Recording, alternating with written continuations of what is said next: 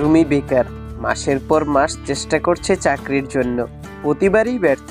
ওরা বলে তোর দ্বারা তো কিছুই হবে না। বন্ধুরাও ধীরে ধীরে দূরে সরে গেছে। একদিন জানালার ধারে বসেছিল সে, মনটা ভেঙে পড়েছে। হঠাৎ চোখ পড়ল বাইরের একটা ছোট পাখির দিকে। বৃষ্টি ভিজে গেছে, তবুও বারবার ডানা ঝেড়ে উড়ে যাওয়ার চেষ্টা করছে। রুমি ফেল ফেল করে তাকিয়ে রইল। নিজের সঙ্গে বলল, ও যদি পারে আমি কেন পারবো না। সেই দিন থেকে সে শুরু করলো প্রতিদিন একটা করে নতুন স্কিল শেখা, অনলাইনে ছোট ছোট কাজ খোঁজা। 3 মাস পরেই একটা রিমোট জব পেল, নিজের খরচ চালানো শুরু করলো। আজ সে শুধু চাকরি করে না, পড়াশোনার পাশাপাশি অন্যদেরও মোটিভেট করে।